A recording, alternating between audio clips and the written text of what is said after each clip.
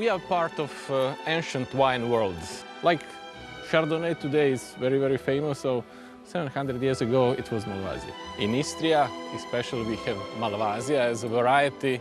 It has something special what comes from our territory. This is exciting because we are trying to offer different wines.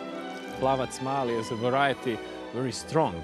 What comes to mind is Rioja, then of course Zinfandel. My name is Iva Market and I am winemaker in winery Dingač in Peljesac. It's an organic production. You can taste the hard work of these people.